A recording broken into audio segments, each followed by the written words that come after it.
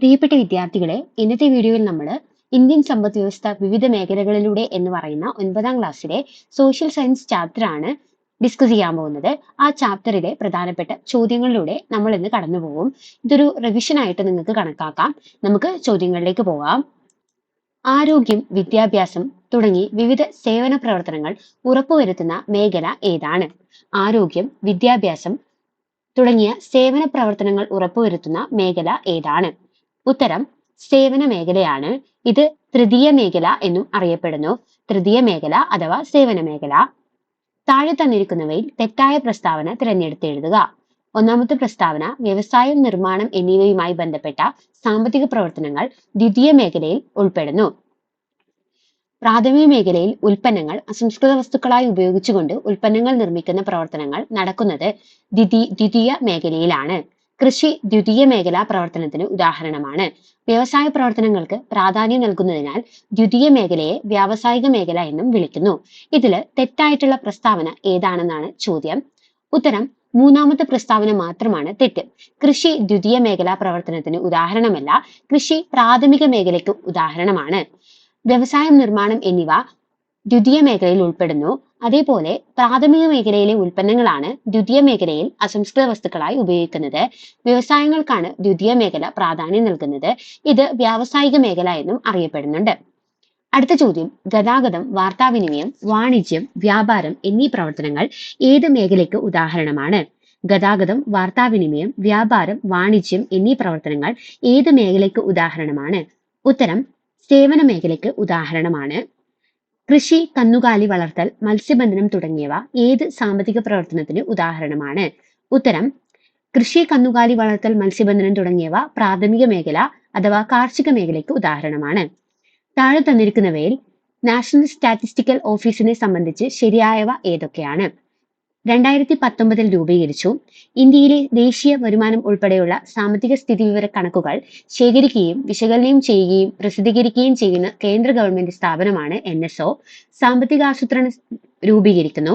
സർക്കാർ പദ്ധതികൾ ആസൂത്രണം ചെയ്യുന്നതിനും സാമ്പത്തിക നയങ്ങൾ രൂപീകരിക്കുന്നതിനും സാമ്പത്തിക വളർച്ച നിരീക്ഷിക്കുന്നതിനും NSO നൽകുന്ന വിവരങ്ങൾ അടിസ്ഥാനമാക്കുന്നു. ഇതില് ശരിയായിട്ടുള്ള പ്രസ്താവന ഏതൊക്കെയാണെന്നാണ് ചോദ്യം. ഉത്തരം 1, 2, 4 എന്നീ പ്രസ്താവനകളാണ് ശരിയായിട്ടുള്ളത്. NSOയെ സംബന്ധിച്ചിട്ടുള്ള ശരിയായ പ്രസ്താവനകൾ. ഈ ചാപ്റ്ററിനകത്ത് NSOയെ പറ്റി പറയുന്ന ഒരു ഭാഗമുണ്ട്.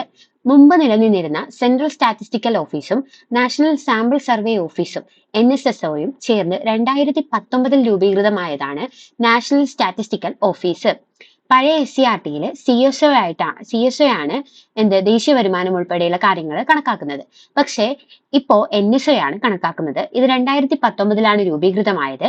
CSOയും NSSOയും ചേർന്നാണ് ഇത് ചേർന്നിട്ടാണ് ഈ ഒരു നാഷണൽ സ്റ്റാറ്റിസ്റ്റിക്കൽ ഓഫീസ് രൂപീകൃതമായത്. ഇന്ത്യയിലെ ദേശീയ വരുമാനം ഉൾപ്പെടെയുള്ള സാമ്പത്തിക സ്ഥിതിവിവര കണക്കുകൾ ശേഖരിക്കുകയും വിശകലനം ചെയ്യുകയും പ്രസിദ്ധീകരിക്കുകയും ചെയ്യുന്ന കേന്ദ്ര ഗവൺമെന്റ് സ്ഥാപനമാണ് NSO.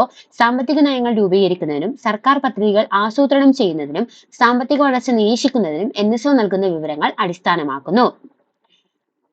ഇതാണ് ഈ പാഠഭാഗത്തിലെ NSOയെ പറ്റി പറയുന്നത്. ഇന്ത്യയുടെ സാമ്പത്തിക സ്ഥിതിവിവര കണക്കുകൾ തയ്യാറാക്കുന്നത് നാഷണൽ സ്റ്റാറ്റിസ്റ്റിക്കൽ ഓഫീസ് ആണ്. ഓരോ മേഖലയിലും ഉൾപ്പെടുന്ന സാമ്പത്തിക പ്രവർത്തനങ്ങൾ ഏതൊക്കെയാണെന്നൊക്കെ സൂചിപ്പിക്കുന്നത് സെൻട്രൽ സ്റ്റാറ്റിസ്റ്റിക്കൽ ഓഫീസ് ആണ്. അടുത്ത ചോദ്യത്തിലേക്ക് പോവാം. ജനക്ഷേമം ലക്ഷ്യമാക്കി സർക്കാർ നടത്തുന്ന എല്ലാ പ്രവർത്തനങ്ങൾക്കും ആവശ്യമായി വരുന്ന ചെലവിനെ എന്തു പറയുന്നു? ജനക്ഷേമം ലക്ഷ്യമാക്കി സർക്കാർ നടത്തുന്ന എല്ലാ പ്രവർത്തനങ്ങളും പൊതു ചെലവിലാണ് ഉൾപ്പെടുന്നത്. അടുത്ത ചോദ്യം, ഒരു സാമ്പത്തിക വർഷത്തിൽ പ്രാഥമിക, ദ്വിതീയ, തൃതീയ മേഖലകളിൽ ഉൽപ്പാദിപ്പിക്കപ്പെടുന്ന സാധനങ്ങളുടെയും സേവനങ്ങളുടെയും മൊത്തം പണമൂല്യത്തെ അടിസ്ഥാനമാക്കി വരുമാനം കണക്കാക്കുന്ന രീതി ഏത് പേരിലാണ് അറിയപ്പെടുന്നത്? ഒരു സാമ്പത്തിക വർഷത്തിൽ പ്രാഥമിക, ദ്വിതീയ, തൃതീയ മേഖലകളിൽ ഉൽപ്പാദിപ്പിക്കപ്പെടുന്ന സാധനങ്ങളുടെയും സേവനങ്ങളുടെയും വരുമാനം മൊത്തം പണമൂല്യത്തെ അടിസ്ഥാനമാക്കിയിട്ട് വരുമാനം കണക്കാക്കുന്ന രീതി അറിയപ്പെടുന്നത് ഉൽപ്പന്ന രീതി എന്നാണ്. ഉപഭോക്താക്കൾ ഉപയോഗത്തിനായി സാധനങ്ങളും സേവനങ്ങളും വാങ്ങുന്നതിനും വേണ്ടി ചെലവാക്കുന്ന മൊത്തം തുകയെ എന്തു പറയുന്നു?